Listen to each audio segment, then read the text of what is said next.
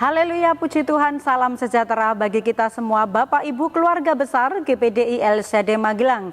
Kita kembali berjumpa dalam Renungan 79 hari ini. Mari kita akan tetap bersama-sama belajar firman Tuhan dengan 365 hari yang mengubahkan. Dan hari ini kita sampai pembacaan di dalam Yakobus pasal yang ketiga. Pagi hari ini saya akan membawakan di ayat 8 dan 9. Yakobus 3 ayat 8 dan 9, demikianlah bunyi firman Tuhan. Tetapi tidak seorang pun yang berkuasa menjinakkan lidah, ia adalah sesuatu yang buas, yang tak terkuasai, dan penuh racun yang mematikan. Dengan lidah kita memuji Tuhan, Bapa kita, dan dengan lidah kita mengutuk manusia yang diciptakan menurut rupa Allah. Puji Tuhan, melalui pembacaan kita hari ini, saya memberikan tema firman Tuhan yaitu madu dan racun. Dua hal ini tentu saja sangat bertentangan, seperti makna di dalam pembacaan kita di dalam Yakobus pasal 3 dan ayat 8, 9 ini. Ayat ini mengingatkan kepada kita betapa pentingnya kita mengendalikan lidah sebagai anggota tubuh yang paling kecil tetapi sangat besar pengaruhnya. Tetap kita akan belajar dengan 365 hari yang mengubahkan dengan cara OIA. Kita akan sama-sama mengobservasi dalam pembacaan kita. Penulis kitab Yakobus itu ditafsirkan adalah Yakobus saudara Yesus ya. Surat ini ditujukan bagi orang-orang perantauan yang ada yaitu dari suku Bani Israel sendiri. Kemungkinan dituliskan surat ini adalah tetap di area Yerusalem di mana tempat Yakobus ini tinggal. Dan sebagai seorang pelayan gereja, kesibukan daripada Yakobus ini adalah dia untuk mengurus urusan-urusan gereja yang ada di sana. Nah, Yakobus di dalam pasal yang ketiga ini dia mengingatkan atau mengilustrasikan sifat yang merusak dari tutur kata. Itu adalah karena lidah yang tidak terkendali. Mari kita menginterpretasi dalam pembacaan ini. Seperti tema yang saya boleh ambil pada hari ini, renungan ini akan belajar bahwa betapa pentingnya untuk kita mengendalikan lidah dan juga perkataan. Lidah dikatakan dalam pembacaan ini adalah bagian anggota tubuh yang paling kecil, tetapi dapat melakukan perkara-perkara yang besar, memiliki dampak atau pengaruh yang besar. Dari satu lidah, kalau kita lihat di ayat yang ke-9 tadi, dari satu lidah orang bisa memuji Tuhan, orang juga bisa mengutuk manusia sebagai ciptaannya Tuhan. Itu sebabnya dari satu lidah dapat mengeluarkan kata-kata yang manis seperti madu, tetapi juga dari lidah yang sama dapat mengeluarkan kata-kata yang tajam, kata-kata yang menusuk, bahkan kutukan yang mematikan seperti racun ya. Itu sebabnya penulis mengajak kepada kita sebagai pembaca, orang-orang yang sudah percaya kepada Tuhan, mengetahui firman Tuhan dan sebagaimana Tuhan menciptakan lidah kita, maka penulis mengajak supaya kita sebagai orang-orang yang tahu kebenaran, maka lidah yang sesungguhnya haruslah dipakai sesuatu yang baik, haruslah dipakai sesuatu yang menyenangkan. Dan kita melihat bagaimanakah seseorang itu, kalau penulis mengajak kepada orang-orang yang beriman ya, orang-orang yang beriman itu dapat mempraktekkan kehidupan imannya, yaitu dengan cara di pasal 3 ini bagaimanakah dia berkarakter baik, kehidupan yang baik. Dan salah satunya orang yang berkarakter baik juga akan keluar lewat perkataannya, dari lidahnya yang keluar adalah perkara-perkara yang baik, perkataan-perkataan yang baik. Itu sebabnya kita harus menjaga perkataan kita. Madu ya, madu memiliki manfaat yang sangat baik bagi tubuh. Baik di dalam rasanya sendiri ya, dari madu itu adalah manis, tetapi dia juga memiliki fungsi sebagai obat untuk kesehatan dan juga baik untuk daya tahan tubuh. Betapa baiknya fungsi dari madu itu, menguatkan juga menyehatkan ya. Nah, perkataan yang manis seperti madu, firman Tuhan banyak sekali memberikan gambaran-gambaran bagaimanakah perkataan yang manis seperti madu, perkataan yang bisa menyehatkan, perkataan yang menguatkan. Tentunya ini adalah perkataan-perkataan yang membangun. Dan Alkitab sendiri kalau kita melihat ya, perkataan yang manis seperti madu, manfaatnya itu adalah yang pertama saya catat, menjadi seperti obat ya, menjadi obat. Amsal 16 ayat 24 di sana dikatakan, perkataan yang menyenangkan adalah seperti sarang madu, manis bagi hati dan obat bagi tulang-tulang. Luar biasa Bapak Ibu. Mengapa kalau kita boleh melihat perkataan itu manis, perkataan yang baik itu manis, menyenangkan, enak didengar ya. Kalau manis bisa dirasa.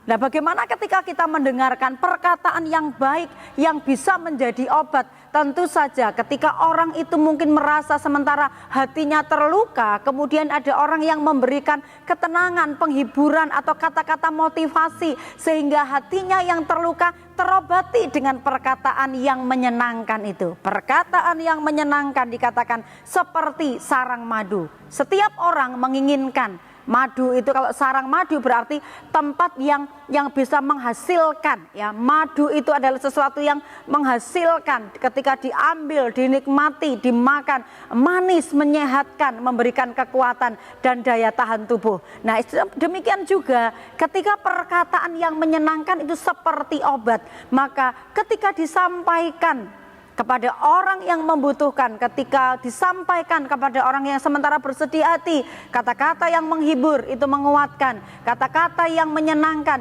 itu mengobati hati yang terluka. Yang berikutnya, perkataan yang manis seperti madu, manfaatnya juga adalah mendatangkan sukacita ya. Kalau tadi seperti obat, menjadi obat, ini mendatangkan sukacita.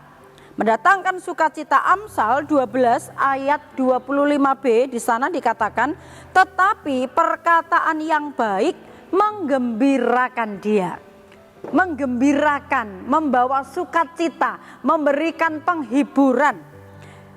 Amsal 15 ayat 23, seseorang bersukacita karena jawaban yang diberikannya, dan alangkah baiknya perkataan yang tepat pada waktunya. Kita lihat jawaban yang diberikan dengan baik seperti madu itu dikatakan mendatangkan sukacita, membuat seseorang bisa bersukacita. Tadinya mungkin hatinya gundah gulana, lesu, sedih dan sebagainya, tidak bersemangat, tetapi ketika dia mendapatkan jawaban, mendapatkan support atau perkataan yang baik, maka dikatakan mendatangkan sukacita, menggembirakan hatinya.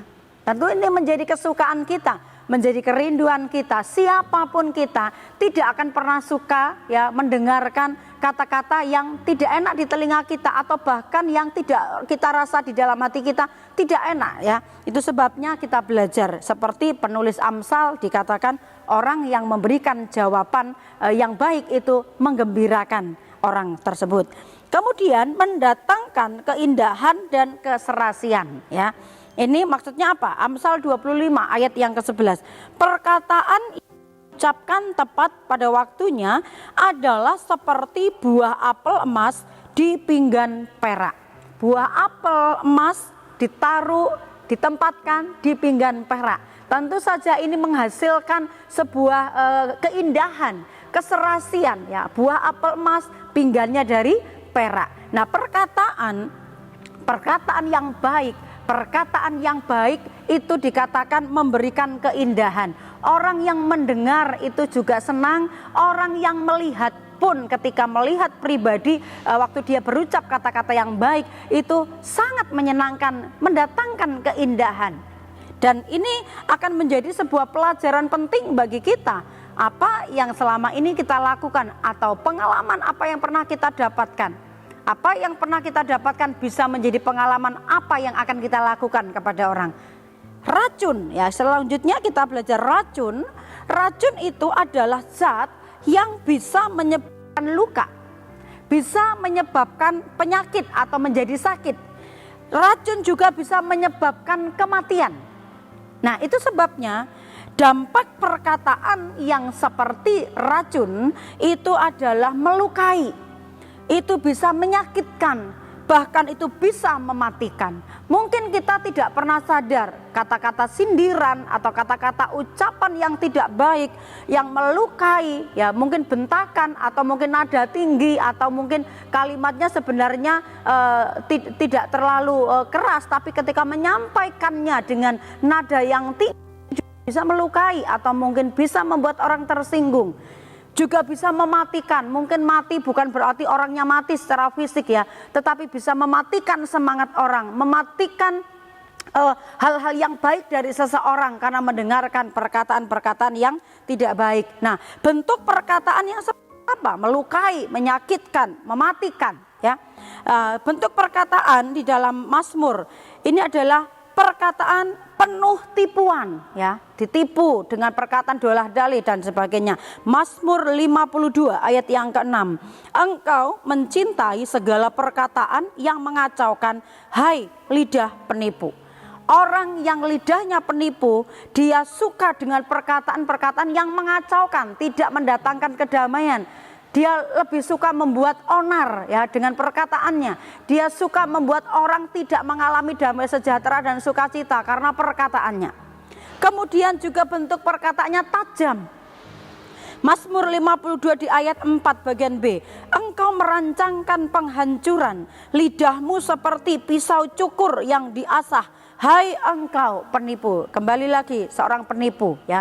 Seorang penipu dia mengacaukan dengan perkataan yang tidak baik. Seorang penipu dikatakan perkataannya yang tajam seperti pisau cukur yang baru diasah. Ini sangat menyakitkan, ini sangat melukai dan bisa mematikan karakter orang, bisa mematikan semangat atau hal-hal yang baik dari seseorang.